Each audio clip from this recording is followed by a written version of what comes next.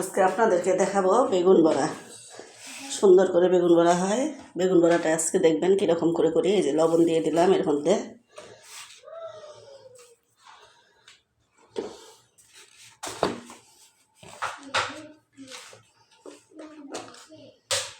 দিয়ে দিলাম সামান্য একটু পেঁয়াজ বাটা, দিয়ে দিলাম ধনিয়া বাটা, দিয়ে দিলাম হলুদের গুঁড়া, দিয়ে দিলাম মরিচের গুঁড়া,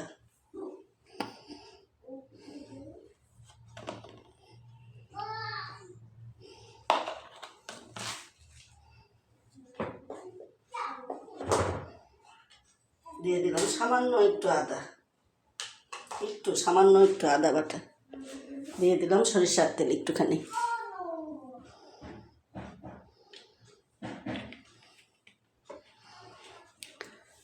এটা আমি এখন ভালো করে মাখায় নিব। সুন্দর করে মাখায় নিব। মাখানো হয়ে গেছে আমার। এখন এর মধ্যে আমি একটু চাউলের আটা দিয়ে দেব।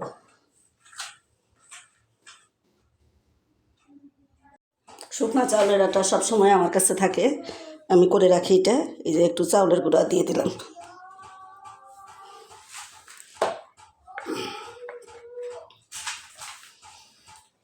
চাউলের গুঁড়াটা আমি ভালো করে এই যে মাখায় নেব।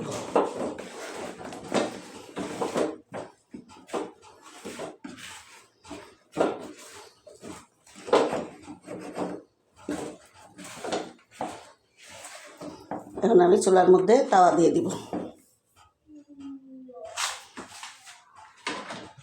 চুলার মধ্যে এই যে তাওয়া দিয়ে দিলাম, চুলাটা দিয়ে দিলাম। তাওয়াটা গরম হয়ে গেছে। এর মধ্যে আমি তেল দিয়ে দিব।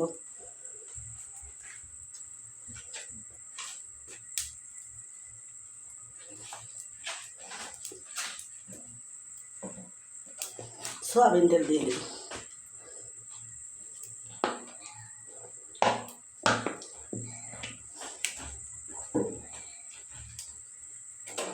তাওয়াটা গরম হয়ে গেছে, তেলটা আমি একটু অল্প তেলে আমি বেগুন বড়াগুলো করে নেব। আমি এই যে বেগুন বড়া দিয়ে দিলাম।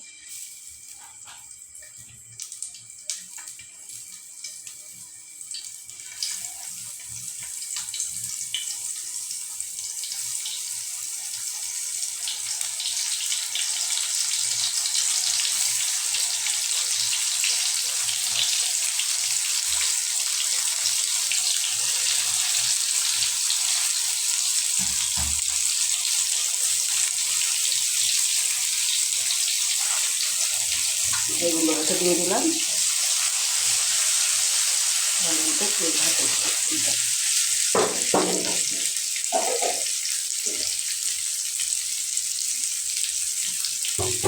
গ্যাসটা একটু কমাই দেবো।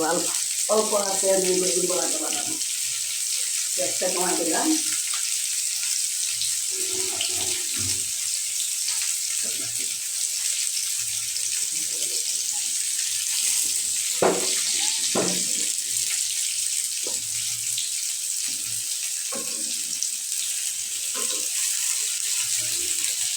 একটু তেল দিয়ে রাখছি যেহেতু, এই জন্য বেগুন বড়াটা একটুতেই গলে যায়। আর সাদা বেগুন তো এমনিই নরম। এখন আমি একটু ঢাকে রাখবো, একটুখানি ঢাকে রাখলাম।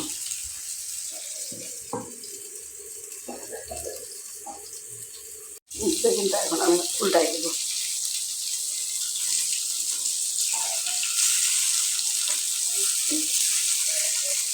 অনেক মশমশা হয় এইভাবে বেগুন বড়াটা।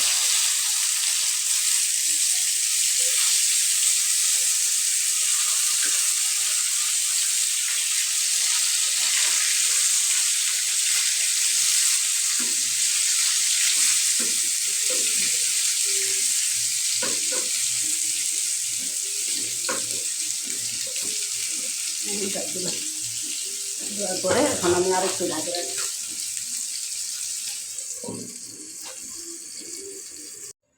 বেগুন বড়াটা আমার হয়ে গেছে, এখন আমি উঠাই নেব। অনেক মজাদার একটি বেগুন বড়া। আপনারা ভিডিওটা ভালো লাগলে লাইক দিবেন, শেয়ার করবেন, ফলো দিবেন। এই যে আমি এখন উঠাই নিলাম বেগুন বড়াটা। অল্প সময়ে একটু সামান্য হলুদের গুঁড়া, মরিচের গুঁড়া, জিরার গুঁড়া, লবণ দিয়ে একটু সরিষার তেল দিবেন, দিয়ে মাখায় নিয়ে তার উপরে চাউলের গুঁড়াটা দিয়ে দিবেন। চাউলের গুঁড়াটা দিলে বেগুনটা খাইতে অনেক ভালো লাগে এবং মচমচা থাকে। এই যে উঠাই নিলাম আমি বেগুন বড়াটা, অনেক সুন্দর। আমার ভিডিওটা ভালো লাগলে লাইক দিবেন, শেয়ার করবেন, কমেন্ট করবেন।